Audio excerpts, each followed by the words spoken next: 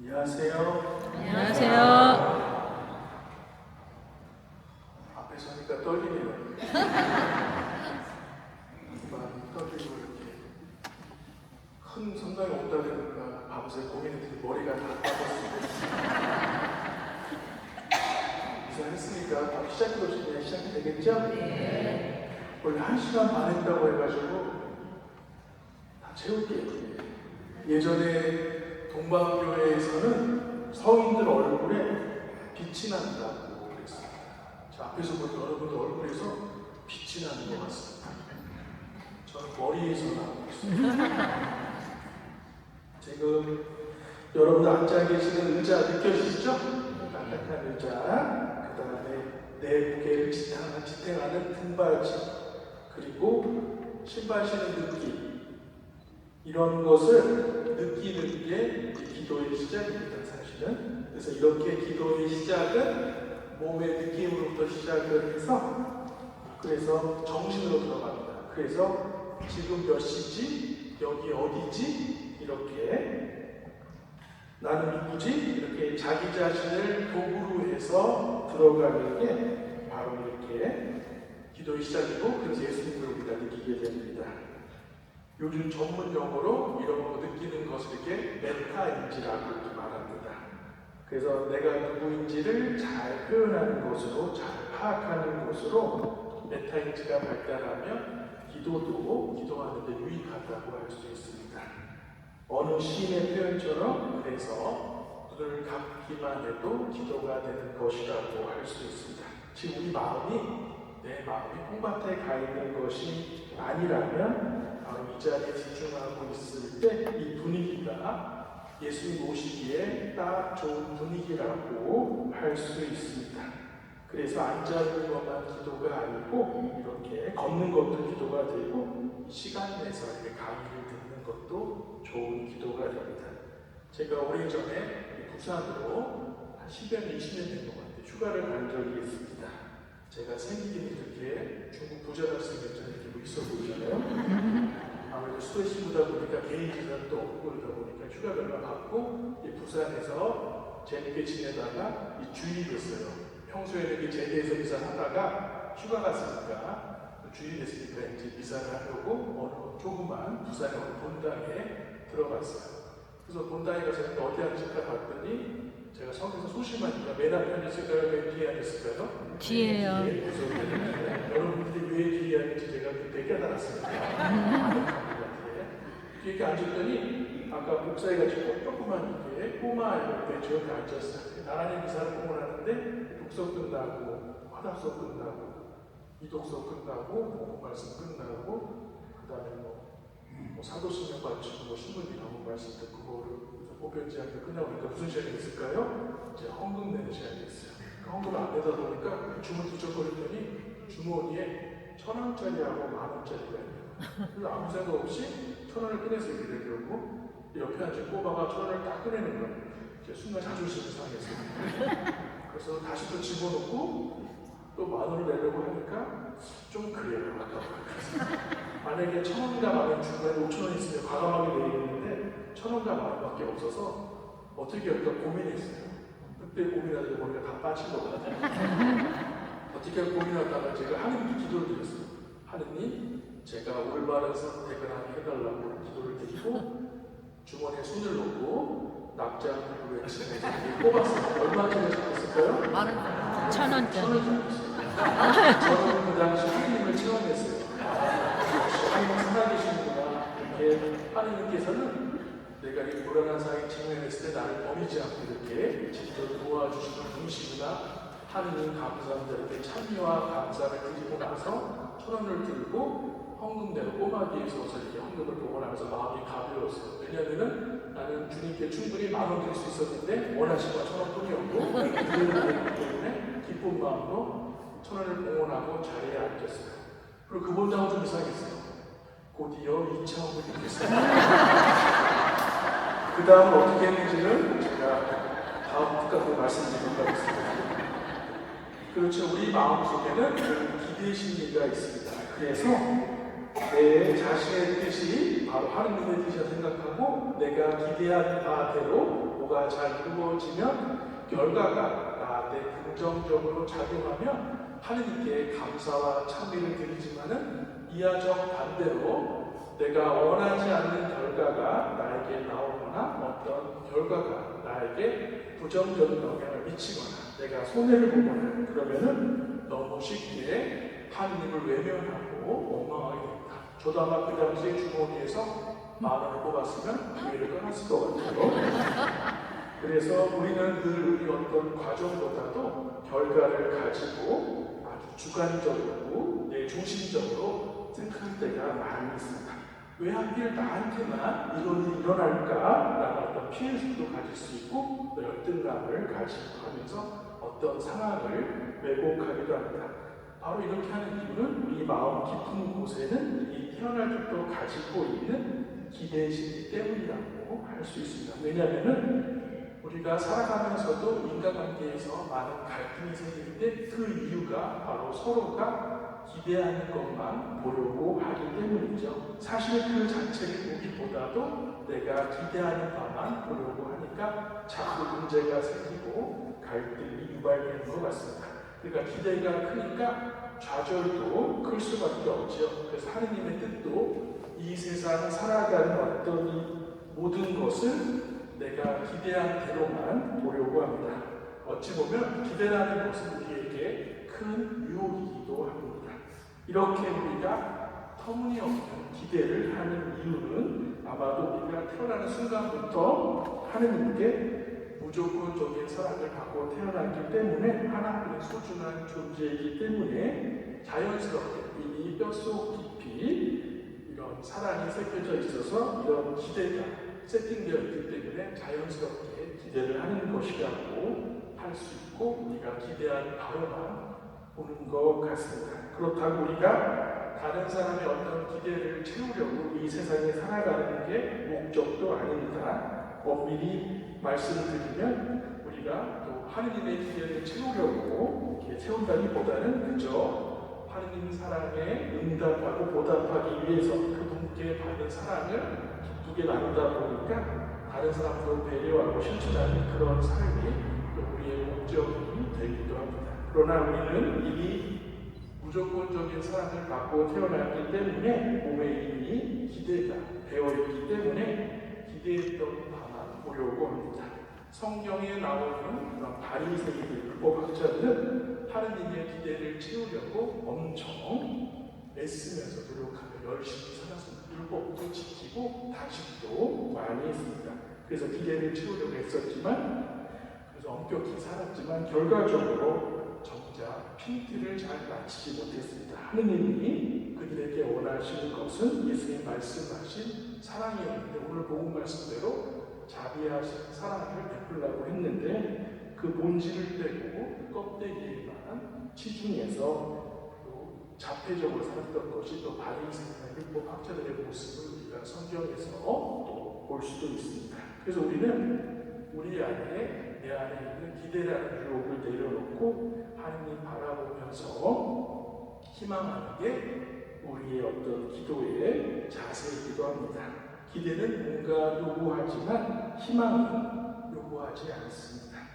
있는 그대로 희약도 없이 우리 자리에서 그렇게 되기를 믿고 바랄 뿐입니다. 오늘 이렇게 귀한 시간을 내서 이곳에 오신 여러분들이 우리 9월 순교자 성월을 맞이하여 내 기대를 내려놓고 희망 안에서 우리의 신앙을 한번 이렇게 지켜나가자는 의미에서 김대건 신부님께 물었던 물음이에요. 당신은 천주교인이요? 라는 주제로 아울러서 오늘날 순교의 의미와 영성이라는 주제로 여러분들과 함께 소리반, 연기반 나누도록 하겠습니다.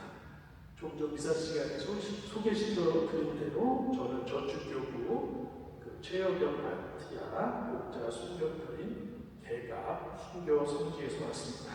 오랜만에 이렇게 시골에서 이렇게 도시에 오니까 예쁜 성당 오니까 너무 좋습니다. 여러분 다 성당도 이쁘고 복사에도 이쁘고 여러분도 대단한 것 같습니다. 저도 어릴 때 되게 예뻤는데 예쁘다고 하도 만져서 머리에 손톱을 봐서 지지전이 된 거예요.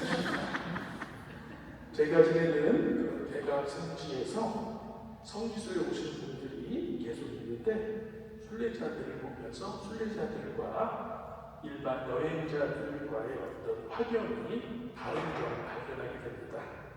여행이나 관광하는 사람들의 마음은 오로지 자기 자신에게 집중해서 자기 취향을 저격해서 맛집이나 볼거리에 치중하지만은, 그러나 우리 성지에 오신 순례자는 모든 상황을 하느님 안에서 바라보면서 하느님의 뜻을 찾아가고자 하는 원인을 가지고 순례를 온다는 것을 발견하게 됩니다.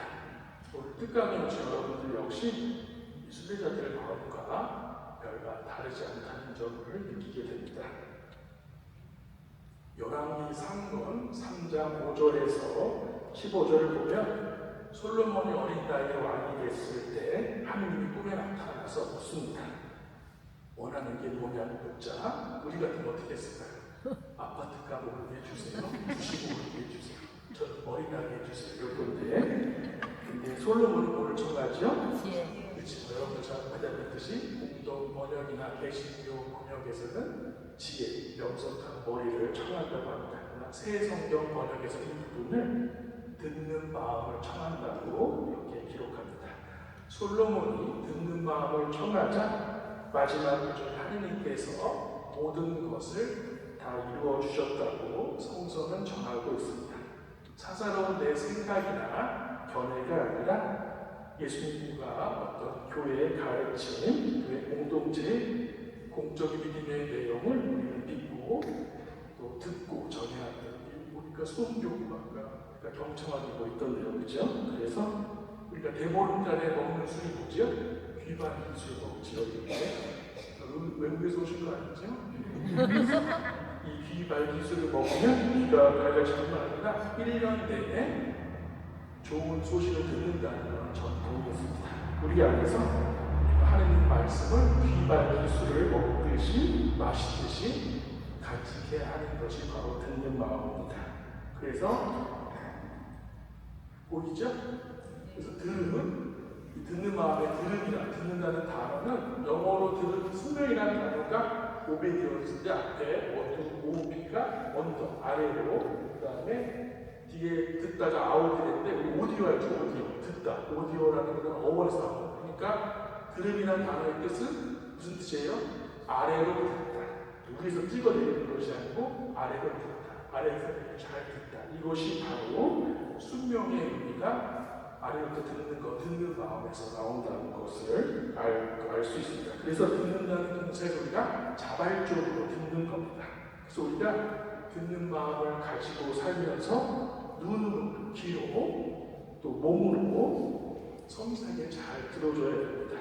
주변 이웃의 소리, 하느님 말씀에 몸과 마음을 집중해야 한다는 겁니다. 다시 말해서 우리가 듣는 마음을 지니고 있을 때 성경으로 말씀하시고 누군가의 입으로, 느낌으로 조용히 다가오시는 그분의 말씀을 들을 수 있습니다. 그래서 기도는 이런 섬세한 디테일이 필요하고 이런 섬세한 게 바로 사랑이기도 합니다.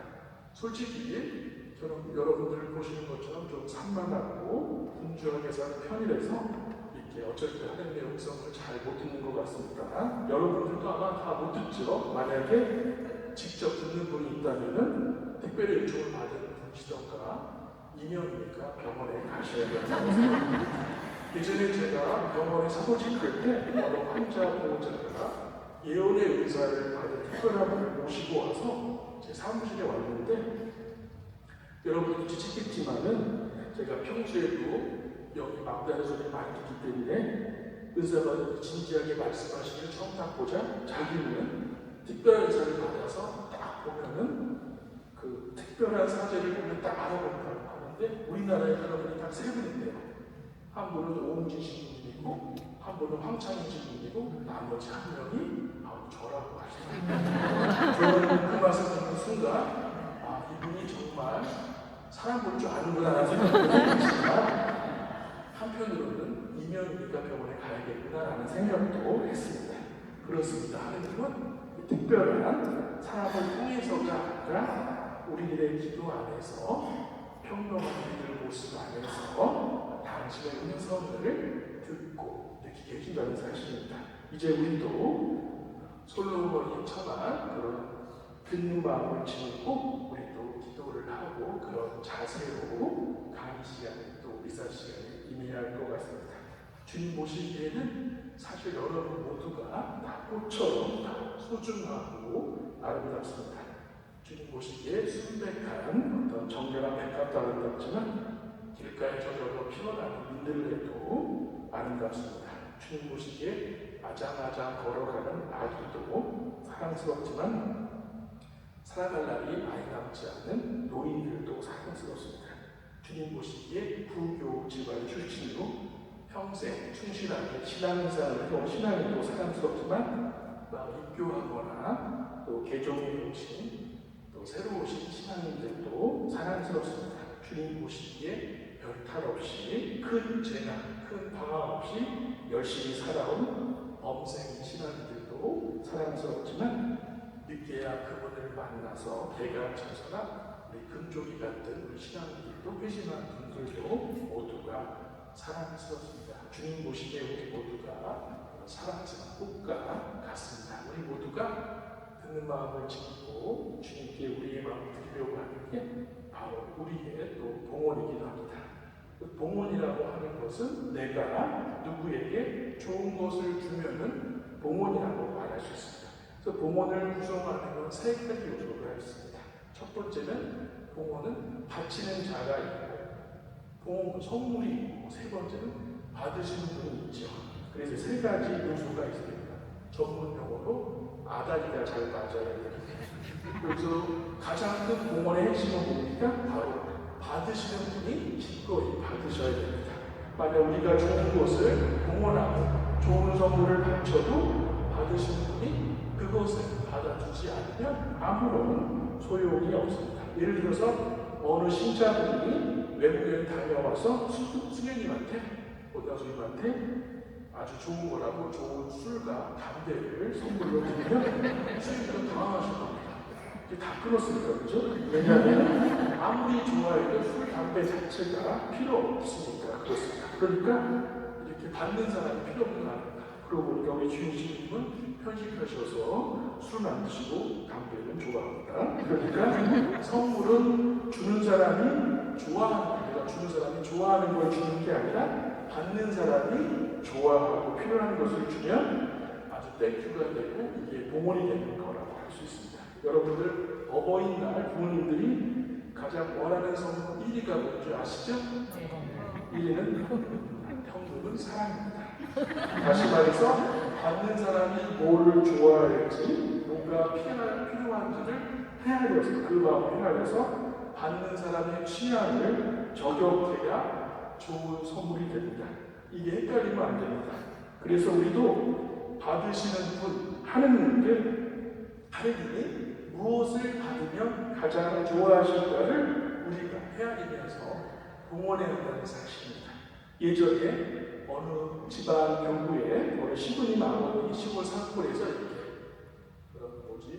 신만이라고 이렇게 뭐 나무를 캐는 일을 하셨는데 어느 날 우연히 50년 된 산삼을 발견했다고 합니다. 귀한 거니까 귀하게 쓰고 싶어서 그 아들 신부님한테 이 산삼 어떻게 할까요? 물어봤더니 아들 신부님이 그냥 못당 신부님 드리라고 그랬더니 그래서 그 아버님이 그 귀한 산삼을 못당 신부님께 드시라고 그랬더니 그 귀한 신부님 못당 신부님과 아버님은 산삼을 받는 순간 아주 좋은 절친이 됐습니다. 이게 선물로 인해서 아주 가까운 사이가 됐습니다.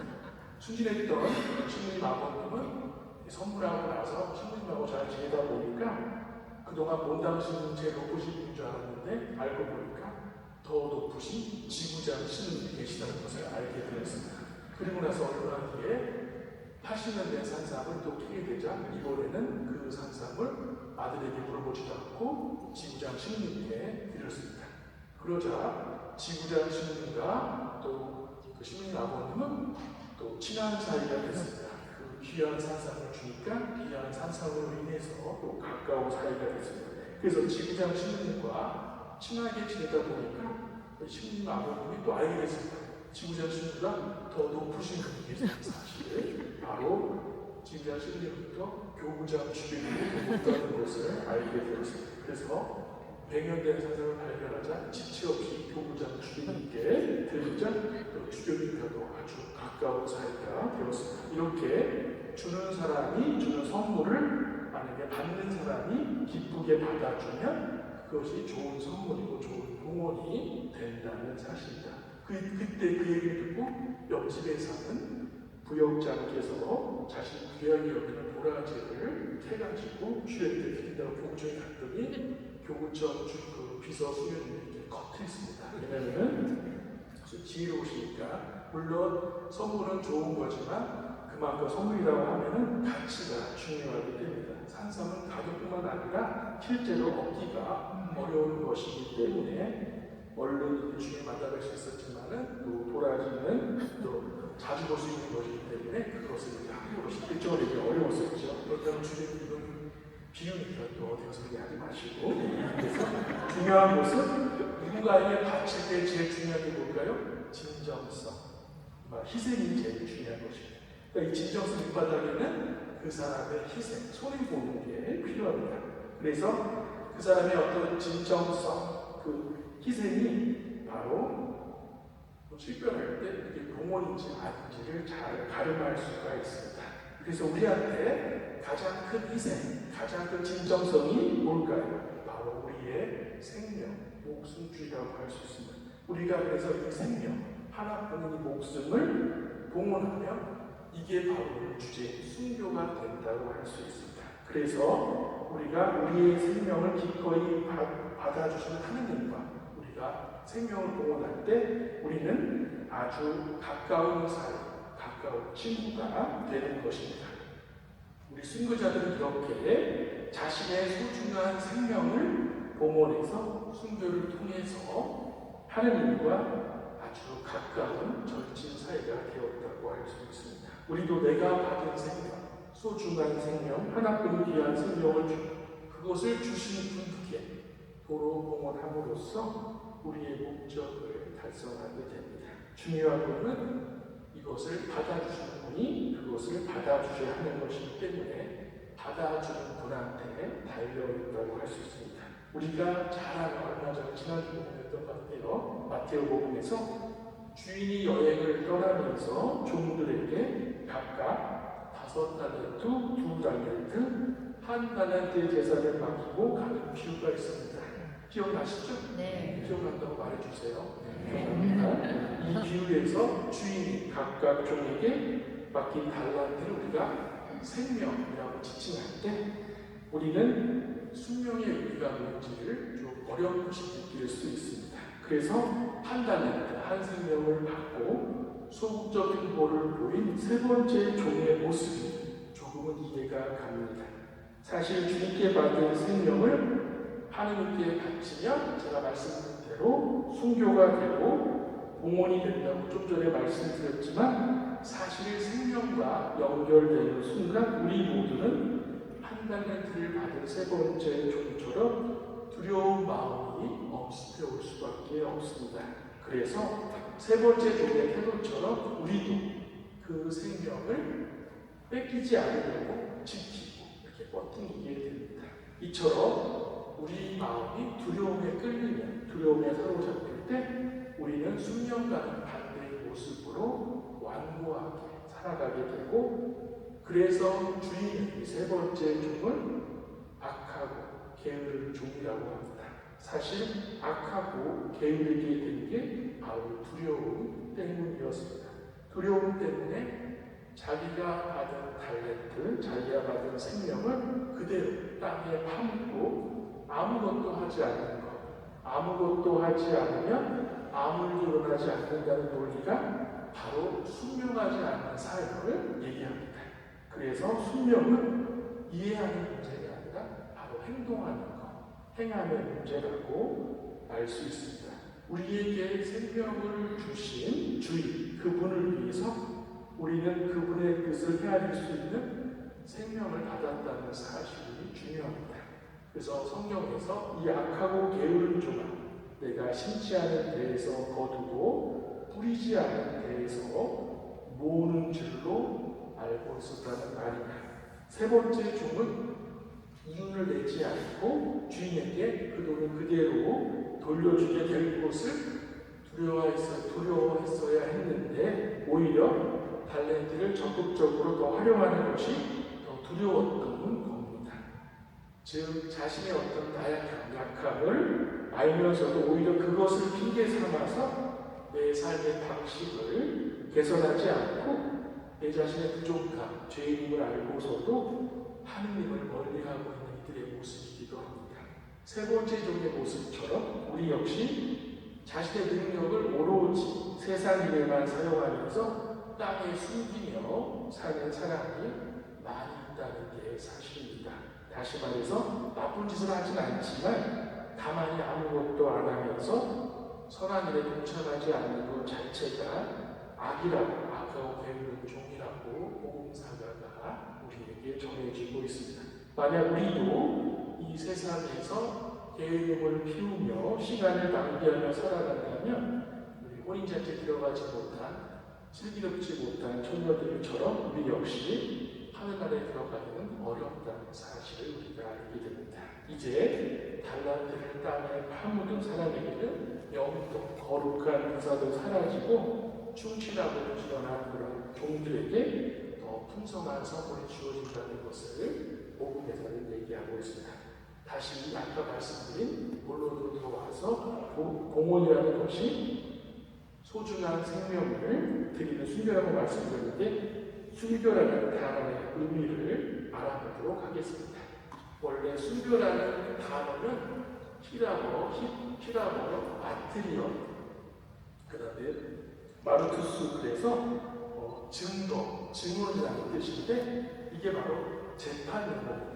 우리 증이 있으잖아요. 재판 용어인데 순교자를 그래서 영어로 마티르는 증거자라는 뜻이에요. 그러니까 순교의 어떤 신학적인 근거는 우리가 잘 요한복음에서 예수 그리스도가 법정에서 빌라도 앞에서 재판을 받죠. 그렇죠? 재판 받는 과정에서 드러난 증언이라는 뜻을 가지고 있습니다. 그래서 이 재판을 하면서 빌라도 앞에서 예수님이 그런 법적인 투쟁에서 보여주었던 인격적인 모습, 사랑의 모습, 이게 초대교회 순교자들에게 그대로 이루어지는 거라고 보고 있습니다. 그러니까 순교자들도, 그러니까 순교는 어떠한 사상과 인간을 뛰어넘는 하나님을 향한 그런 사랑의 증거, 사랑의 증언, 사랑의 증명이라는 뜻을 가지고 있습니다. 그래서 순교자들도 역시 예수 그리스도의 증언에 참여하면서 자신도 생명으로서 그리스도를 증언하면서 그리스도의 그런 비유, 페노시스를 체험하게 됩니다. 이해하셨죠? 우리 워낙 수요 푸시니까 좀 이게 이 주제가 조금 이렇게 어려워 좀 그래요. 그래서 암만 재밌게 하려고 해도 재밌을 수가 없어요. 그래서 빌라도 앞에서 행해진 예수 그리스도의 그런 재판 과정이 순교의 원형이고 교회론적 차원에서 순교자를 기억하는 것은 다름 아닌 우리를 위해서 돌아가시고 부활하신 예수 그리스도를 기억하는 것이고 현세에서 하나님 나라의 표징을 보여주는 성사적 성격을 가지고 있습니다. 그러니까 하나님 사랑 때문에 자신의 희생에서 목숨까지 내놓는 사람, 봉헌이 바로 순교의 의미를 가지고 있습니다. 순교의 영혼, 마르티온이 증거, 예수님을 증언하는 게 우리가 이 시대에 하나님 나라를 증거한다. 이게 선교의 의미도 가지고 있습니다. 그러니까 이제 순교라는 단어의 의미가 무슨 뜻인지 알 수 있죠, 그죠? 재판 용어, 증거였다. 증거 대발이잖아요. 이게 순교의 의미 처음에 다룰 때 보죠.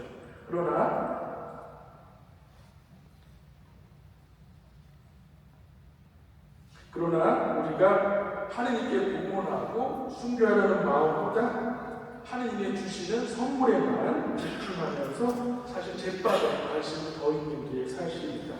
옛날 아우스틴 성인이 말씀하신 비유를 말씀드리면 옛날에 어느 남녀가 약혼이었고요.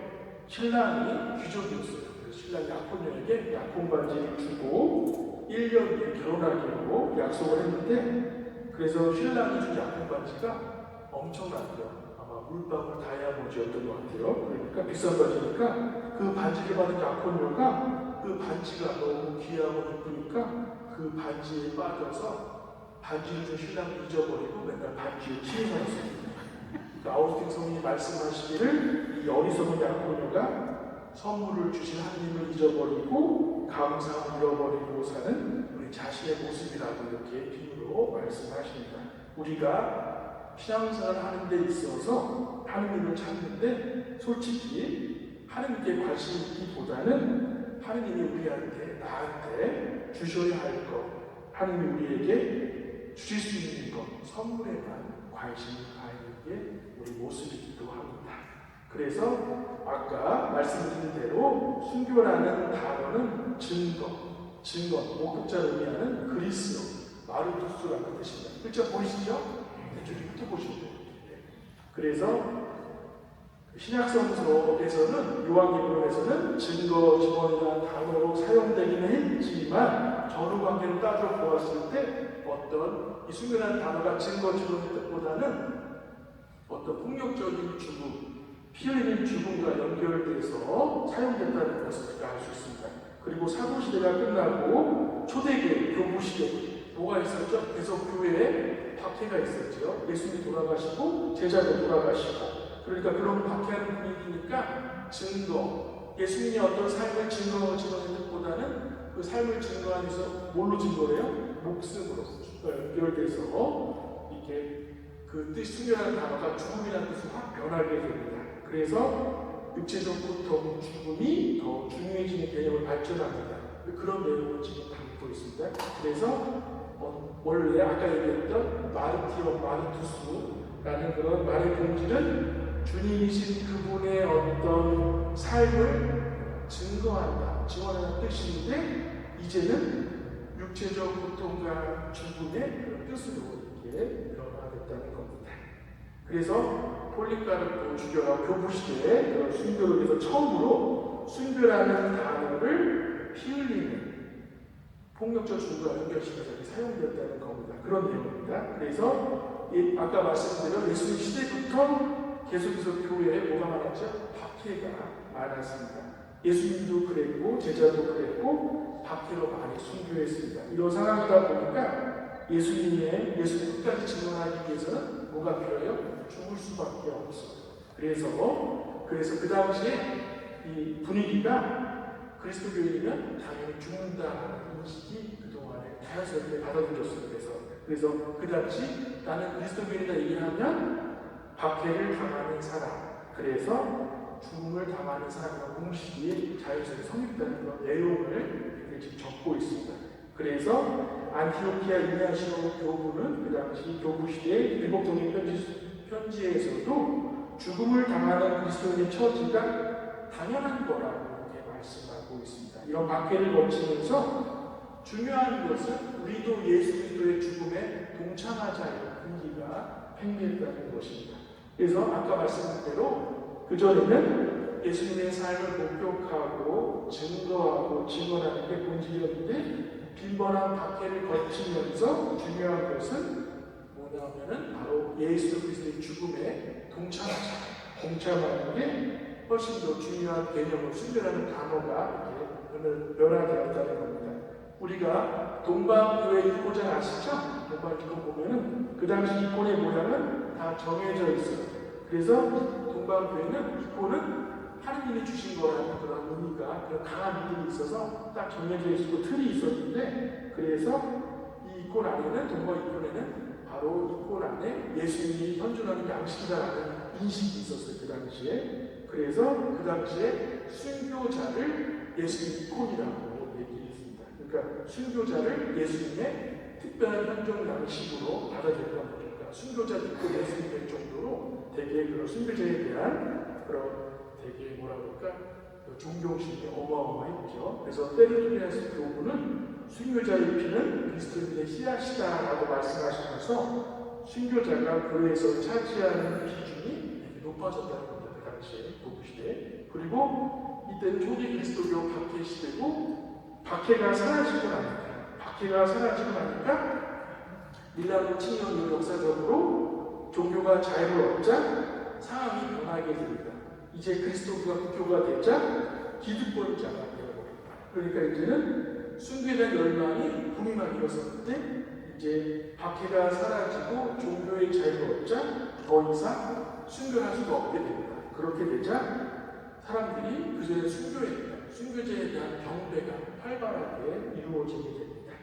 그래서 더 이상 피 흘리는 순교자가 있을 수 없게 되자 그 순교자 유해에 대한 경배가 더욱 널리 퍼지게 되고 원래 교회에서는 그런 시신이 있긴 했어요. 유해에 대한 시신이 지금도 있죠. 그래서 폴리카르포 주교는 순교자의 유해가 보석보다 귀하다라고 말씀을 했습니다. 다시 정리하면 박해가 끝나고 나자 사라진 후 순교를 대체하는 새로운 모델을 바로 금욕주의 바탕으로 둔 수도생활가, 제가 수행을 하시죠. 수도생활가 백색 순교가 그 자리를 차지하게 됩니다. 백색 순교라는 것은 내 일상의 삶에서 내 욕망을 죽이는 겁니다. 그래서 엄밀히 따지면 수도생활이나 백색 순교는 욕망을 죽이는 면에서는 그 원리가 같다고 할 수 있습니다. 바로 자기 자신의 욕망과 싸우면서 어떤 그리스도교적인 덕목을 공부하는 게 순교의 의미가 되었습니다. 아우스틴 성이 말씀하시기를 자기 자신의 욕망에서 죽는 것, 자아의 죽음 이런 것을 정신적으로 영적인 죽음으로 봤습니다.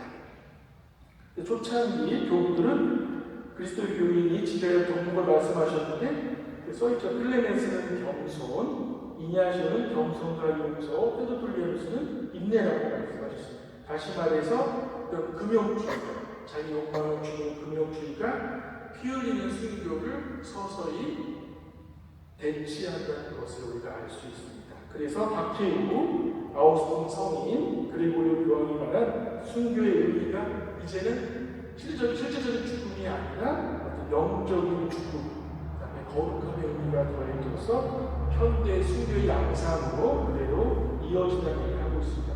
그래서 현대 순교의 양상은 제2차 바티칸 공의회 교회연의 40기항에서 잘 나와 있는데 그래서 순교의 의미로서 성덕과 성화가 되는 걸 얘기합니다. 물론 피를 흘려서 직접 주는 순교가 최고의 순교고 사랑의 증거이긴 하고 최상의 은혜이지만 어떤 동정을 지키고 이렇게 도피생활 같은 수도생활 같은 금욕의 생활, 매일의 완덕 생활도 충분히 성덕과 성화와 연결되어서 그것도 충분히 일상의 순교라고 그렇게 얘기합니다. 그래서 바로 순교가 최상의 은혜고 사랑의 최고 증거이지만 직접 주는 게 아니라 순교가 아니라 백색 순교, 수도생활 다 이것이 순교의 의미를 가지고 있습니다. 그래서 실제로 아직도 순교 일어나긴 해요. 적세순교라고 해서 진짜 피 흘리는 순교가 있다고 교황청에 또 공식적인 발표도 있습니다. 그러나 오늘날 순교의 가장 큰 특징은 박해의 모습이 달라졌다는 사실입니다. 신앙에 대한 증오 때문에 박해가 일어나는 게 아니라 조금 교묘하고 애매한 박해가 일어나는데 프란시스코 교황님은 전임 교황님은 이 박해를 공손한 박해라고 얘기해요. 박해는 박해인데 공손하게 티안 그러니까 종교적 이유가 아니라 사회생활 하면서 사회 문화적인 이유로 박해가 일어납니다. 그래서 이를 공손한 박해라고 하고 우리도 성당 다니니까 사회생활 하다 보니까 사람들하고 부딪히는 게 있잖아요. 이제 그런 공손한 박해를 당하는 거죠. 그래서 우리가 이 사람들의 이걸 따라가지 않으면 우리 교회 음식으로 살면은 애매하게 교묘하게 우리를 약하게 따시키는 거죠. 그래서 소외시키는 애매한 박해를 공손한 박해라고 칭합니다. 그래서 어떤 좀 세련돼 보이는 이 문화들 이런 것을 따르지 않는 거, 포퓰리즘 문화가 우리가 많이 남지 않는 거죠. 그래서 우리 교회는 원래 처음에 하느님과 인간이라는 수직적 연대선이 있었는데 이것이 이제 수평적 동등한 관계로 발전됩니다. 그래서 원래 전통적인 순교 양상은 뭐죠? 신앙이 있고 박해를 받고 죽음이 있고 이 세 가지 공식을 따르는데, 그러나 이제는 박해자, 가해자가 중요한 것이 아니라 뭐가 중요한 희생자의 마음이 더 중요해졌습니다.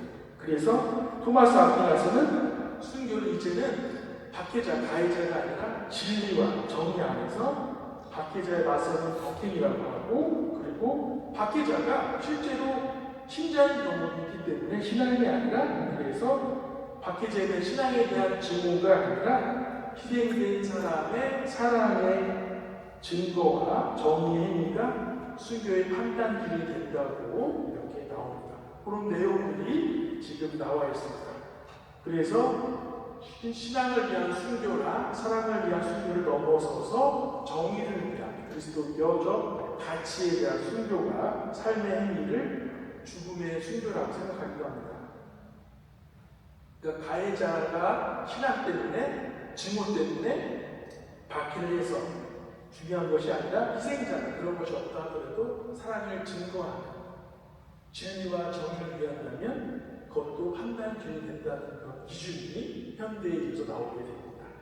그래서 초세기와는 다르죠. 대표적으로 우리가 1940년 아우슈비츠 수용소에서 유대인들 학살 기억나시죠? 거기서 이제 우리가 막시밀리아노 오빠리아 꼴베 신부님은 신앙 때문에 순교하신 게 아니에요. 유대인들이 거기서 한 명이 죽게 됐는데 대신해서 죽게 되죠. 형제서 사랑 때문에. 그러니까 사실 간수도 천주교 신자였어요. 그렇지만 신앙 때문에 당한 것이 아니고 어떤 형제적 사랑 때문에 그 사람을 대신해서, 우리가 대신해서 죽는 사랑 때문에 그런 순교를 한 거죠. 그래서 처음에는 순교자로 칭하지 않았지만 요한 바오로 2세 때 순교자라고 칭합니다. 바로 어떤 전통적인 개념인 어떤 신앙, 박해, 죽음의 공식은 아니지만 누군가를 위해서 사랑의 순교, 형제의 순교이기 때문에 진리와 정의를 위한 순교이기 때문에 순교로 간주하고 그 순교의 개념이 확장된다는 의미를 가지고 있습니다. 다시 말해서 전통적 순교에서는 세 가지 구성 요소가 신앙이 있고 박해가 있고 죽음이라는 세 가지가 있을 때 그 개념의 폭이 점차 넓어진다는 것을 얘기하고 있습니다. 그렇다고 순교가 어떤 영웅적인 행위로만 되는 게 아닙니다. 이것도 세 박자가 맞아야 되는데, 우리가 커피 믹스 먹을 때 세 박자가 뭐죠? 커피, 프림, 설탕 중요하죠. 우리 화두 칠 때 뭐가 중요해요? 패도 중요하고, 뭐 중요하죠? 깔려있는 것도 중요하고, 뭐가 제일 중요해요? 뒤집는 거예요. 이게 패는 데는 시고, 깔린 거는 세상이고, 뒤집는 건 뭐예요? 은총이에요, 은총. 그래서 이렇게 싸잖아요. 세 번 쓰면 어때요? 나죠. 은총이 세 번이 그냥 나아요. 그러니까 어쨌든 세 박자가 잘 맞아야 되는 거죠. 그러니까 순교에 대한 개념은 박해와 어떤 신앙의 증오 상황 속에서 고통스러운 어떤 죽음을 통해서 자신의 신앙을 박해 시대에 증거하고 증언하는 거였는데, 죽음이나 피 흘림이 대부분이었는데 이게 박해가 없던 시대를 거치면서 죽음은 어떤 육체적인 것을 넘어서 제가 얘기했죠. 영적인 부분으로 넘어가서 자기 기운의 영역을 넓어지다 그랬죠. 그래서 백색순교, 수도세안이 나온다고 그랬죠. 그리고 성덕, 성화의 기운을 대체하게 되죠. 그래서 이제 신앙은 사랑으로 더 나아가서 진리와 정의에 대한 참여로 확대된다고 이렇게 말씀드린 겁니다. 그래서 신앙뿐만 아니라 어떤 정치적인, 사회, 문화적인 모든 것을 포함하게 되면서 사랑이 커지면서 모든 게 연결되는 거예요. 그래서 현대 모든 사회적과 수평적으로 연결이 되는 거예요. 그런 얘기들. 그래서 이 사회적 연결이 큰 특징이 됐고, 그래서 순교의 판단 기준은 더 이상 어떤 그리스도인이 진리와 정의를 위해서 어떠한 행위를 했는가, 그런 순교자의 행위가 중요한 것이 되겠죠. 이렇게. 제가 예전에 부산에 산 적이 있었는데 부산에는 이렇게 롯데백화점, 롯데짜리 연주, 롯데마트, 롯데가 많아요. 이렇게. 그래서 우리 민족 최대의 명절이 뭐죠? 최대의 명절 화이트데이를 맞이해서 수요일에 사탕을 드리려고 롯데마트에 가서 이것저것 쇼핑을 해서 샀는데 그 당시에 이 말랑카오 아시죠? 식감이 좋은 거 말랑카오를 제가 50% 세일을 해서 6통이 되고 3박스 구입하고 이렇게 계산하고 왔는데 올라오다 보니까 느낌이 약간 싸한 거예요. 그 주머니를 뒤져서 영수를 봤더니 계산이 잘못된 거예요. 18통이 3통을 잘못했었네요. 제 순간 아플싸. 근데 제 양심이 확 올라왔어요. 두 개의 생각이 떠올랐어요. 하나는 당장 가서 돌려줘야지. 두 번째는 롯데는 일본 기업이고 일본 망해야 되니까 주지 말아야 된다는 생각이 들었어요. 제가 어떻게 했는지 이것도 비밀입니다. 우리는 늘 선택의 상황에 있습니다. 양심을 따르고 마냐 이런 어떤 갈등의 상황에서 우리 삶의 목적과 방향을 잃어버릴 겁니다. 그래서 내 생각이 숨어서 모면하고 합리화하고 이렇게 또 찜찜함을 따라가는 경우가 많이 있습니다. 그래서 부끄럽습니다. 그래서 신앙인답게 선택하고 결정하고 해야 되는데 주변의 상황에 맞추거나 선택을 당하거나 아니면 내 편의를 따르는 경우가 굉장히 많습니다. 그래서 우리는 그럼에도 불구하고 양심을 따라가는 우리 모습입니다. 그래서 현대의 순교의 영성에서 요즘 마지막에 제일 중요한 것은 바로 이 보이지 않는 그림이 양심이 굉장히 중요해집니다. 그래서 암묵적으로 침묵하면서 그냥 끌려가는 것이 아니라 바로 이것을 넘어서서 양심을 따르는 자발적인 용기가 필요합니다. 그것이 바로 이렇게 앞에 나온 그런 현대 영성에 있어서는 그런 윤리적 의무의 자각이 바로 양심 얘기하는 거고 그 밑에 오스카르 베너베주는 그 군부 독재 남미 군부 독재의 어떤 거짓과 맞서다가 진리와 정의를 위해서 총경으로 순교당한 주교님입니다. 사실은 안 돌아가실 수 있었지만 돌아가신 주교님입니다. 가슴 아프게도. 그래서 두 번째, 연대적 책임을 회피하고 있지 않느냐. 우리가 현대에 우리 스스로 질문을 던져야 됩니다. 우리가 현대의 문화와 삶의 방식에 너무나도 편리하게 적응해 살고 있지 않을까. 두 번째 PPT 읽고 있어요, 지금. 그리스도교적 순교가 심하게 요구되는 사람을 내가 외면하지 않았는가. 현대의 박해란 우리 삶의 장소에 일어나는 사건이다. 소외와 배제를 당한 모든 이들은 박해를 겪고 있는 것이며 이들이 받고 있는 억압과 폭력 앞에서 그 고통을 함께 겪으며 진리를 증언하는 것이 순교입니다. 이를 통해서 우리는 가난한 이들과 연대하며 진리와 정의를 삶으로 살 수 있게 되는 것이기 때문입니다. 이렇게 우리는 이런 질문을 우리한테 해야 됩니다. 그래서 발덕가스퍼 추기호 세 번째 어떤 우리 개방된 정체성을 말씀하시면서 하나님과 연대하기 위해서는 박해받고 억압받는 이들과 연대성을 확고히 해야 한다는 거죠. 물론 이 길이 쉽지는 않습니다. 순교의 길이 쉽지는 않습니다. 세상에 저항과 박해에 부딪힐 수밖에 없습니다. 프란시스 교황님은 이것을 세상의 불편함이라고 말합니다. 그러나 우리의 어떤 거룩함이 드러나면 세상 사람들과 부딪힐 수밖에 없지만 이 전임 프란시스 교황님은 이것에 대해서 불편함을 우리가 안고 가야 한다고 말씀하십니다. 우리가 잘 아는 성경 부자 청년의 비유 잘 아시죠? 성경 잘 아시는 것 같아요. 부자 청년은 예수님을 찾아와서 영원한 생명을 얻고 싶다고 질문을 합니다. 어떻게 하면 얻냐? 그래서 어려서부터 충실히 계명도 잘 지켰고 성실히 살아왔던 부자 청년은 마치 준비된 잘 정돈된 사람처럼 보였고 그래서 예수님 제자가 될 것을 예상했지만 예수님께서 요구하신 가진 것을 다 팔아서 가난한 사람들에게 나누어 주라는 말씀을 듣고 어떻게 하죠? 슬퍼하며 떠났다는 그런 내용입니다. 사실 부자 청년은 자신이 열심히 잘 살아온 것을 자부하면서 또 열심히 살았어요. 예수님 말씀을 듣고 우리말로 입틀막이 되었습니다. 자신이 살아오고 이해했던 이런 방식이 막혀버린 겁니다. 어찌 보면 부자 청년은 자신의 힘만으로, 자신의 노력으로만, 자신의 공동으로 열심히 살았지만 오히려 이게 자신의 우상이 되어서 뭔가를 채우며 열심히 살았던 겁니다.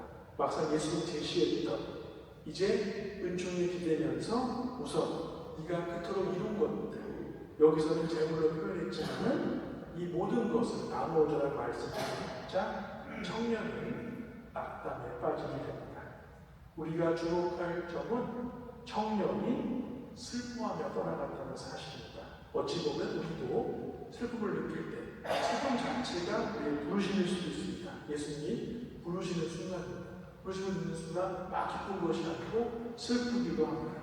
그러나 청년은 슬픔을 느꼈지만 슬픔만 느끼고 용기를 내지 못하고 떠나지 못합니다. 그냥 떠나갑니다. 예수를 따르지 못합니다. 사실 청년이 부족했던 것은 아이러니하게도 용기였습니다. 열심히 살아서 그토록 자신만만했지만 예수님을 따르기 위한 진정한 용기를 내지 못한 건 바로 믿음이 부족이기 때문입니다. 진정한 용기의 뿌리는 바로 믿음이기도 합니다. 우리가 믿다라는 동사의 어원은 꼬르다일 때 아까 제가 강론 때 잠깐 말씀드린 것처럼 꼬르가 심장, 그 다리가 영어로 기도, 주다예요. 그러니까 믿다가 뭐예요? 심장을 내어주다. 심장 내어주는 거죠. 그러니까 심장을 내어주는 거니까 믿음이라는 게 너무 어렵죠. 심장을 내어줘야 되니까. 그러니까 예수님을 믿는다는 게 심장을 내어주는 행위를 하게 될 때 부자 청년이 심장을 내어줄 정도로 준비가 되어있지 않은 거죠. 떠날 수밖에 없는 거죠. 그러니까 은총이 기대지 않고는 내 힘으로는 신을 내줄 수가 없죠. 은총이 기대지 않고는 내 자신 이룬 것만으로 노력으로만은 내 이룬 업적으로만은 우리가 예수님 제자가 될 수 없다는 얘기죠. 사실 우리가 우리 자신을 돌이켜보면 슬플 때, 힘들 때 우리가 많이 힘들었지만은 그래도 믿음을 잃지 않고 용기 잃지 않고 잘 버텨내고 살아왔기 때문에 지금의 내가 여기 서 있다는 것을 알 수 있습니다. 때때로 슬프거나 힘들 때 쉽게 우리 부자 청년처럼 하느님을 떠날 수도 있지만 떠나기도 하지만 우리는 슬프지만 힘들지만 실망이 있지만 끝까지 하느님을 떠나지 않습니다. 이게 우리 믿음이고 용기이기도 합니다.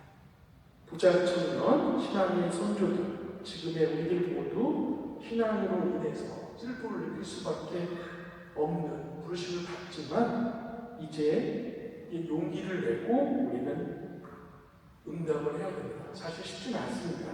부자 청년처럼 슬퍼하며 떠나기도 하고 실제로 냉담도 하고 배교도 할 수밖에 없는 상황이 발생합니다.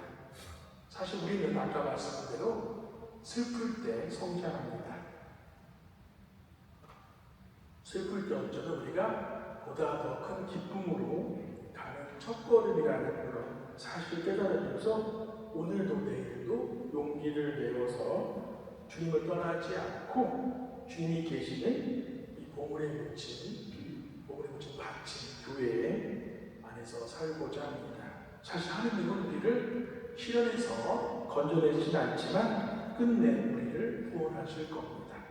십자가를 피하게 하시지 않지만 마지막 날에 부활의 영광을 허락하실 겁니다. 하느님은 고통을 없애는 하느님이 아니라 고통 속에서 구원의 열매를 맺어주시는 분입니다.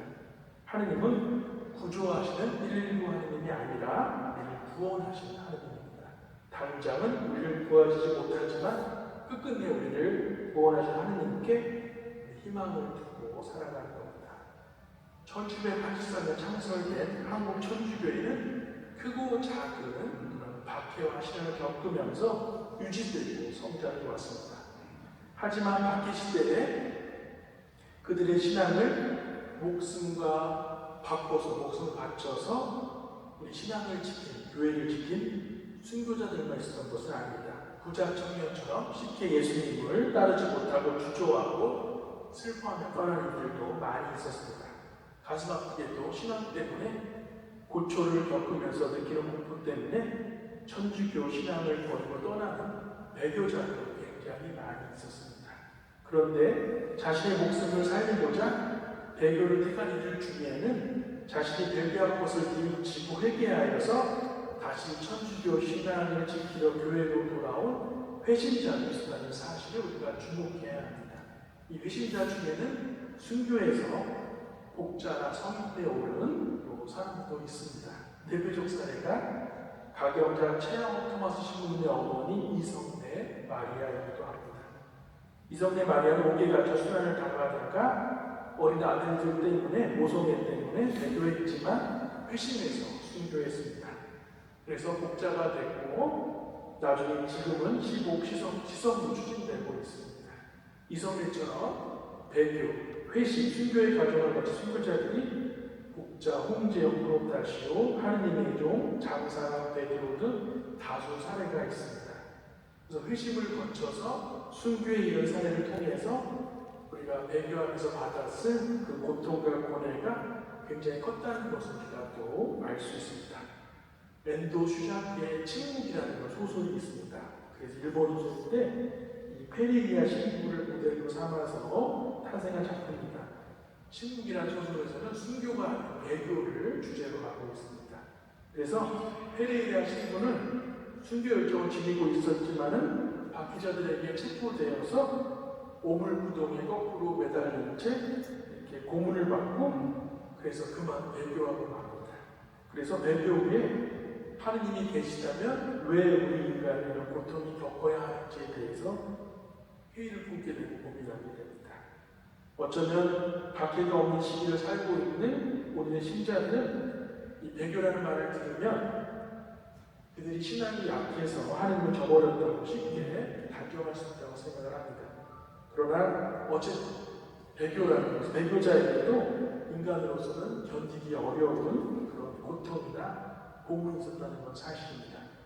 교회에서 어떤 사료를 보면은 배교 사유들을 잘 보면은 가족이나 가까운 친지들이 형벌을 받는 모습을 본 충격 때문에 또 가족한테 이렇게 가족을 건드리고 가해지는 고통 때문에 그러다 박해가 당하다 보니까 천주교 믿는 것이 잘못이라고 생각했다고 생각이 바뀐 이유도 있고 다양합니다. 그러나 가장 많은 이들을 배교시킨 그런 동기는 이 사람들이 체포된 뒤에 받는 이렇게 고문이나 혹독한 그런 악형과 죽음에 대한 두려움 때문에 많은 이들이 배교했다고 합니다. 천주교 신자들에게 가해진 그런 고문은 우리가 이미 다 알고 있죠. 굉장히 참혹한 것이었다고 합니다. 본장을 치거나 속옷을 찌거나 직접 대항하다고 합니다. 형벌과 주는 공포 앞에서 또 누구도 이렇게 신앙을 장담할 수 없을 것 같습니다. 우리는 배교자들이 왜 배교를 할 수밖에 없었는지 그 시대적 상황에 대해서도 좀 이해를 해야 할 필요가 있고 배교자, 순교자 모두가 박해를 받았다는 사실도 우리가 함께 기억해야 합니다. 또 오늘을 사는 우리들도 또 사회와 직장, 또 가정에서 온갖 불의 앞에서 침묵하고 선이 아닌 악을 택하는 모습은 박해 앞에서 배교자가 걸었던 길과도 비슷하다고 말할 수 있습니다. 그래서 배교자의 신앙이 약했다면 쉽게 비난해서는 안 될 것 같습니다. 1866년 천주교 박해가 일어나고 많은 신자들이 체포되거나 살아남기 위해서 숨어 지냈던 걸 우리가 잘 알고 있습니다. 그런 상황 속에서도 피영로 바오로라는 그런 사람이 있었는데 박해 때 세나토 성장에서 순교한 베르네 주교와 다른 치명자들의 시신을 이장하거나 후에 이렇게 천주교 기록에 대해서 증언하는 중요한 역할을 한 사람입니다. 근데 이 사람도 도중에 그 1868년 체포되어서 옥살을 하고 고문해서 결국 배교하게 됩니다. 이 배교만 한 것이 아니고 배교에서 이 사람은 그 관원들이, 호졸들이 이렇게 신자들을 이렇게 압수수색하고 이렇게 체포할 때 옆에서 동행하면서 일정 역할을 합니다. 그래서 살아남기 위해서 했지만 3년 동안 그러다 보니까 이 사람들이 이 피용록 바오로가 엄청나게 일정 역할을 하면서 피해가 어마어마했습니다. 그래서 나중에는 종교의 자유가 되자 이제 이름을 개명할 정도로 교회에 떠나 지내다가 얼마 후에 다시 천주교로 다시 귀의하게 됩니다. 그러나 일정을 했던 이 피용록 바오를 그 당시 교회 공동체는 이를 받아들였을까요? 못 받아들였을까요? 못 받아들였죠. 그래서 많은 갈등이 있었습니다. 그래서 굉장히 어려움이 있었지만은 그래서 이 교회가 안정화되면서 배교했던 사람들, 밀정자들에 대해서 이 회신자들을 우리가 어떻게 수용해야 되는가에 대한 어떤 또 다른 문제가 그 당시 교회에서 발생했다고 합니다. 1858년 알테로 된 사목사를 보면은 관장 앞에서 배교하는 경우 주문에 대해 속죄하는 이렇듯 큰 과오에 대해 진심으로 아파한다면 죄의 사함을 받을 수 있습니다.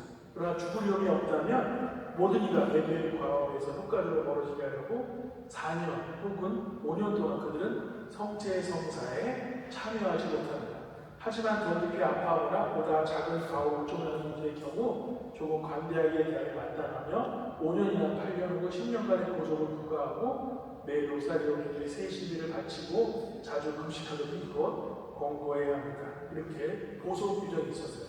그래서 규정 피용록 바울도 규정에 따라서 자신의 회심을 받기 위해서 절차를 거쳤고 그래서 신자들이 받지 않죠. 어떻게 했냐? 멍성말을 멍성말에서 정말 신자들이 뚫게 해가지고 이때 이 피용록 바울가 10편 50편을 외우면서 음성하면서 정말 통회하고 사죄하고 또 주교님께서 특별히 허락하셔서 한 10년 동안 보속생활, 통회의 삶을 살도록 우리처럼 조단을 주고 막 그랬다는 과정을 거치면서 그 나중에는 이제 받으면 오랜 세월 그렇게 하다가 받아들였다는 그런 기록이 있었고 이 사람이 피용록 바오로이고 이분이 1899년 개정된 병인 순교자 시복 재판의 증언자로 참석해서 우리 그 시복 시정을 할 때 중요한 역할을 했다고 합니다.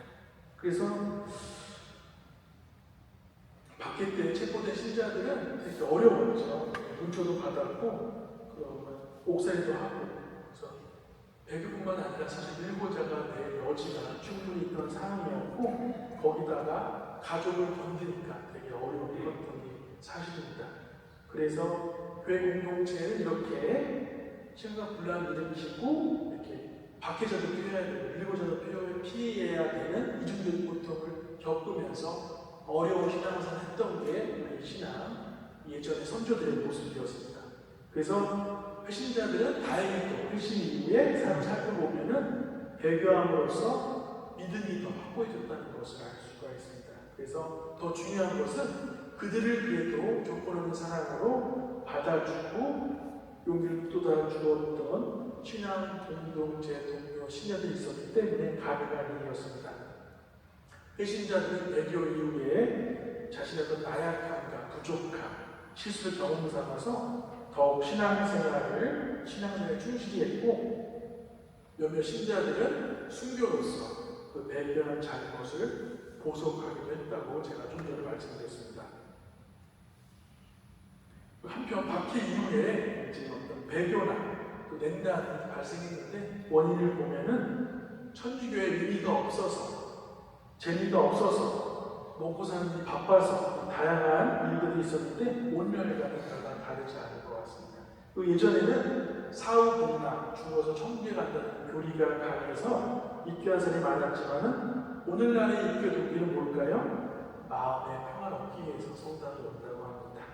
다시 말해서 마음의 평화를 얻지 못하면 교회를 떠난다는 얘기도 합니다. 그래서 회신자들이 회심하는데 가장 큰 감동을 받은 게 바로 동료 열심한 신자들의 모습이라고 합니다. 아마 교회 공동체에서 보여준 신자들 여러분들의 사랑의 모습이 큰 역할을 했다고 전해지고 있습니다.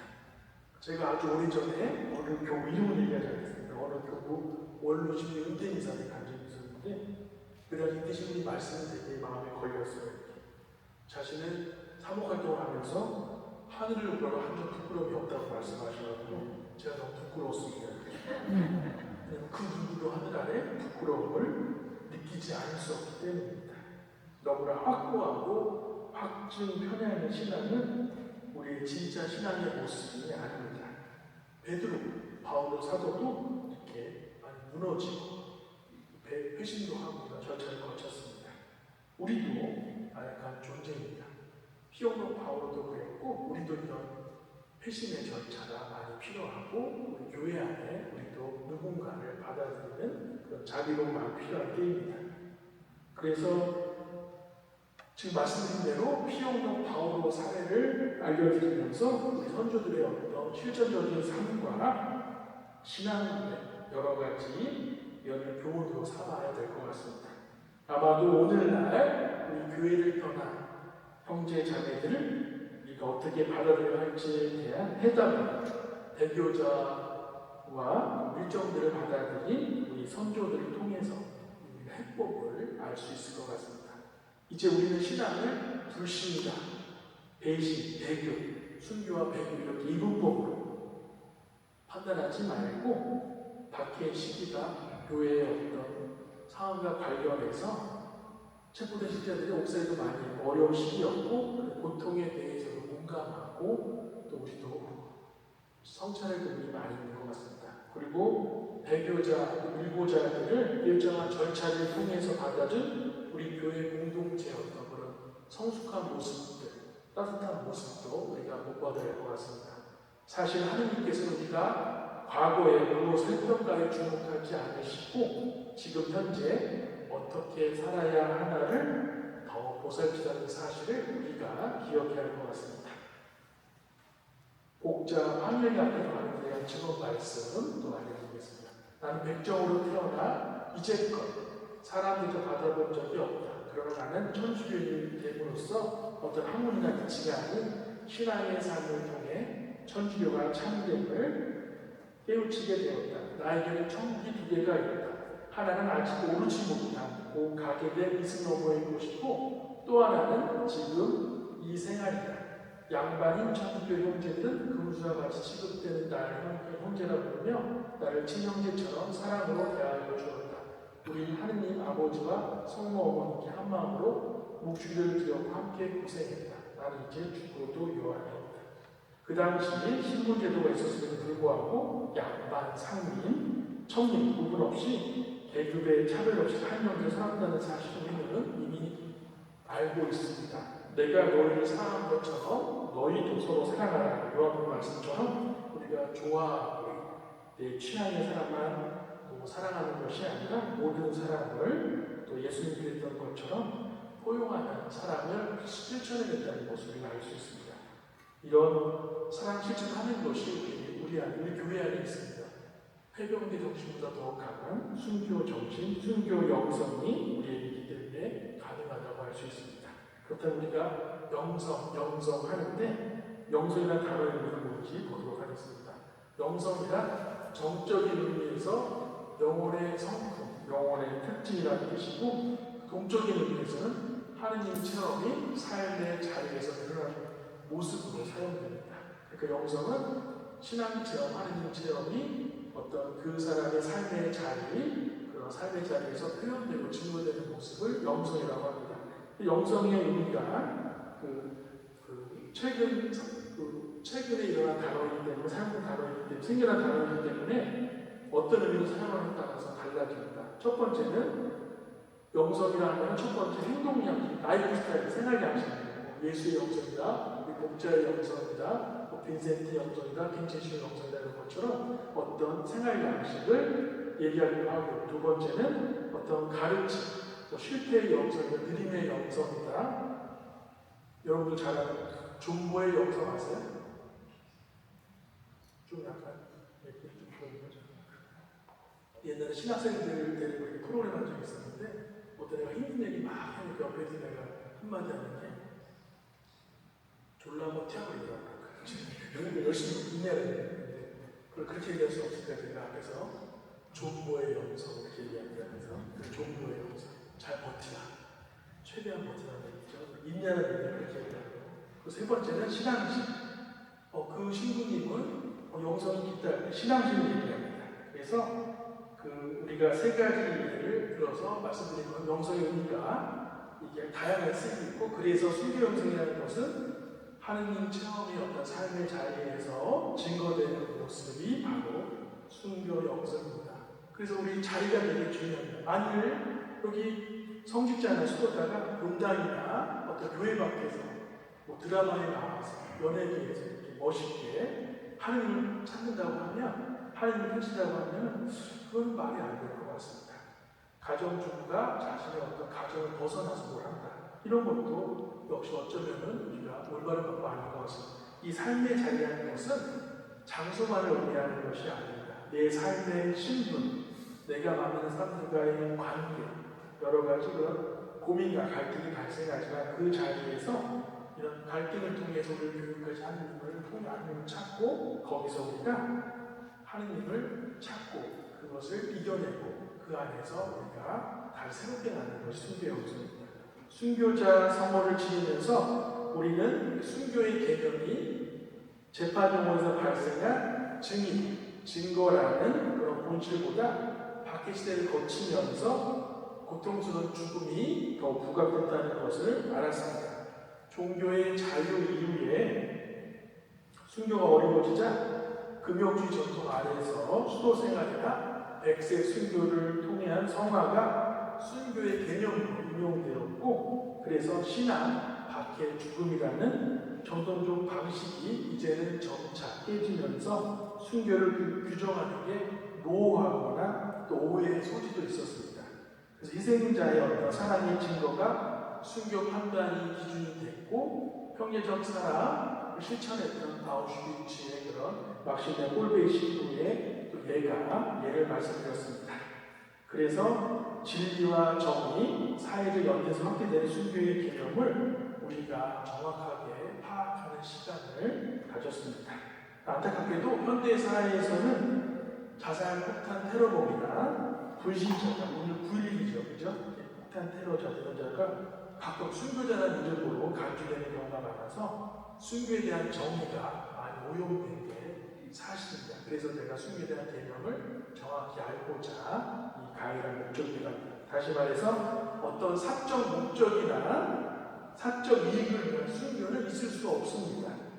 그것이 영웅시되어서는 안 됩니다. 우리 순교자들은 영웅이 아니라 은총으로, 은총 덕분에 극복한 신앙의 열매라고 할 수 있습니다.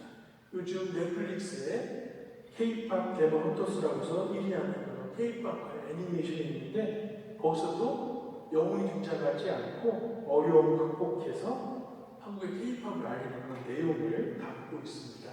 이런 맥락에서 우리 순교자들은 어떤 영웅이 아니라 우리처럼 평범하지만 신앙을 위해서 사적 욕망을 넘어서서 예수 그리스도를 증거하는, 예수 그리스도의 자기 비움의 삶을 증거해낸 것이고, 이것이 이런 연대성을 이루는 게 순교라는 개념의 의미입니다. 때때로 순교는 현실에서 그리스도의 수단의 의미를 건너뛴 채 내면적이고 감정적인 문제로 축소되어 이해되기도 했습니다. 그러나 우리는 신앙에 대한 올바른 이해 없이는 영적으로는 감정적 태도로 순교 영성을 이해해서는 안 됩니다. 그래서 오히려 본래 순교의 의미를 망각하고 세상으로부터 도피라는 결과를 초래할 수 있습니다. 그래서 진정한 순교의 의미를 이해하면서 다른 형태의 죽음이나 희생과 구별해야 되고, 식별하면서 이것을 신앙으로 잘 받아들이고 우리의 어떤 순교적 희생을 우리가 복받아야 한다는 사실입니다. 러시아에서 그분과 함께라는 그런 소설책을 보면은 발더 취제트라는 미국 신부님이 1940년 러시아에서 선교를 가게 되었는데, 마침 그 당시 러시아가 사라지고 소련 공산주의가 정권에 들어서서 신부님 비밀 경찰에 체포되어서 정치법 수용소에서 5년 동안 독방 생활을 하면서 취조도 당하고, 이렇게 15년 동안 노동 수용소에 끌려가서 강제노동하며 어렵게 살았습니다. 23년 뒤에 인질로 석방되어서 미국으로 돌아올 수 있었습니다. 사람들이 어떻게 어려운 상황 속에서 견뎌냈고 하느님의 뜻을 어떻게 찾아냈냐고 물어보았다고 합니다. 신부님은 단순하게도 내가 처한 상황 자체가 그분의 뜻이었다라고 이렇게 말씀하셨습니다. 사람들의 관심은 그 힘든 상황 속에서 하나님을 어떻게 찾고 어떻게 견뎌냈는가 이렇게 관심이 집중되었지만 신부님은 심플하게 단순하게 그 힘든 상황 자체가 하나님의 뜻이었다 이렇게 말씀하셨습니다. 사실 신부님은 고생도 엄청 하고 어려움도 많았지만은 그 안에서야 비로소 하나님의 뜻을 멀리 찾을 필요도 없고 이 상황 자체가 하나님의 뜻이라는 사실을 받아들이게 되었다고 이렇게 고백을 합니다. 그래서 하나님이 어디 계시는지 하나님이 무엇인지 묻기 이전에 지금 이 상황에 충실한 것이 하나님의 뜻이라고 여기신 것입니다. 얼마 전 선종하신 저희 프란시스코 교황님은 자서전에서 당신께서 함께하지 않으신 순간은 제 기억 속에 없나이다 하는 말씀과도 일맥상통하는 구절입니다. 예전에 어느 성지단당 신부님이 역시 미사 때 강론하시는데 맨 뒤에 오는 신자가 오기만 하면 강론 때 맨날 졸기만 했다고 합니다.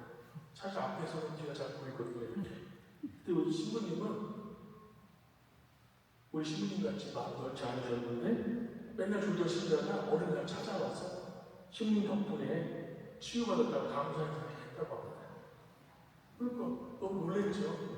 알고 보니까 맨날 졸던 신자가 불면증 기다렸는데 신부 덕분에 일인장을 실컷 자서 병을 다 고쳐서 감사해서 졸다고 합니다. 이렇게 우리 하나님이 어떻게 일하실지 어떤 방식인지 알 수가 없습니다. 누군가를 위해서 열심히 준비하고 노력해도 우리 누군가에게 도움이 안 되는 경우도 있고 우리가 아둥아둥해도 또 그거 상관없이 또 어쩔 땐 너무 쉽게 해결되는 경우도 있고 도움이 되는 경우도 있고 의도하지 않고 도움이 되는 경우도 있고 때때로 우리 미숙한 행동이 또 미담이 되기도 하고 이렇게 되게 이런 일들이 성리처럼 발생하는 일들이 이 세상에 많이 있습니다. 이렇게 우리 의지와는 상관없이 이런 일이 이루어지는 것, 이런 세상에 비일비재합니다. 그러고 보면 시작은 우리가 하지만 뭔가를 마치시는 분은 바로 그분이시기에 시작도 마침도 항상 주님께서 하신다는 사실을 우리가 깨닫게 됩니다. 이런 맥락에서 우리가 순교 영성을 이해하시면 좋을 것 같습니다. 우리는 단지 그분께 협력할 뿐이고 은총을 주시는 분은 그분뿐입니다. 김대건 신부님이 받았던 질문, 당신은 천주교인이요? 라는 그런 주제로 또 아울러서 오늘날 순교의 의미와 영성을 주제로 강의를 하면서 우리에게 해병대 정신보다 더 강한 순교 영성이 있다는 것을 우리가 알게 되었습니다. 한국교회는 초창기부터 많은 순교자들을 우리가 모시고 있습니다. 이건 단순히 교회의 자랑거리라는 차원을 벗어나서 오늘날 신앙생활을 하는 우리 모든 신자들에게 큰 힘이 되고 은총의 계기가 된다는 것을 우리는 알게 되었습니다. 눈에 보이는 물질적 가치만이 최고의 가치로 여겨지고 신앙생활도 단순히 여가생활이나 취미로밖에 여기지 않는 요즘 시대에 우리 순교자들은 여전히 우리에게 온몸으로 신앙을 증거하고 전수해주고 있습니다. 개인주의, 이기주의, 물질주의가 팽배해지면서 우리의 어떤 사적 욕망이나 충실한 우리들에게 우리 선조들의 유산인 순교 영성을 통해서 우리 모두가 더 이상 사적 욕망에 끌려다니지 않고 구체적으로 예수 그리스도를 위한 예수 그리스도를 위해서 희생과 자기 비움의 삶을 살아가도록 우리가 이끌려야 할 것입니다. 우리는 은총에 기대어서 우리가 홀로 외롭게 혼자 걸어가는 신앙이 아니라 주님께서 늘 우리와 함께 한다는 사실을 우리가 기억하게 됩니다. 바로 우리 신앙이 문득 초라해지고 가깝게 보이더라도 우리의 삶이 너무 고독하더라도 우리는 그리스도의 십자가에서 눈을 떼지 않아야 할 것입니다. 이게 우리 삶에서 순교 영성을 살아내는 것이기도 합니다. 얼마 전 프랑스의 한 성당에서 이슬람 근본주의자에 의해서 순교처럼 보이는 사례로 일생을 마친 아벨 신부님의 마지막 증언이었습니다. 저는 예수 그리스도의 사랑을 위해 당신의 손 앞에서 죽음을 받아들입니다. 당신을 용서합니다. 순교자들은 그리스도를 위해서 죽습니다. 그리스도의 사랑을 증거한 모든 이들을 위해서 우리는 기억하면서 균형 있게 신앙생활을 해야 됩니다. 마지막으로 우리가 신앙생활을 하면서 유의할 점은 우리 신앙을 단순히 순교와 배교나 이분법으로 바라보지 말고 균형 있게 모두를 바라봐야 합니다. 이제 강의를 마치면서 질문 있습니까? 없죠? 가슴이 뛰었습니다. 우리 야탑성당에 저희 학교 입학 동기이며 노래 친구인 주임신부님 덕분에 초대받아 왔는데 친정 연구처럼 이렇게 포근하게 잘 맞아주고 이렇게 1시간 반 긴 시간 동안 귀담아 들어주셔서 진심으로 감사하고 또 감동받았습니다. 마음의 통풍이 사라졌습니다. 이 다음에는 폭삭 소가수가 도깨비 촬영진 곧장 청보리밭 근처에 있는 저희 개각 성지수 뵙도록 하겠습니다. 우리 특강 안에서 이 밖에도 제가 하지 못한 미처 말씀드리지 못한 부분에 대해서도 사하여 주시기를 빌며 순교자 성월을 맞이해서 오늘날 순교의 의미와 영성에 대해서 성찰해 볼 수 있는 은총의 시간이 되었기를 바랍니다. 마지막으로 우리 아우스틴 성인의 말씀으로 마치도록 하겠습니다. 과거는 하느님의 자비에 맡기고 현재는 하느님의 사랑에 맡기고 미래는 하느님의 섭리에 맡겨라. 마지막 강구드리겠습니다. 주님께서 여러분과 함께 천의 영과 함께 전능하신 천주 성부와 성자와 성령께서 여김의 모든 행복하시어 주님 머물게 하소서. 아멘. 주님을 찬미합시다. 주님 감사합니다.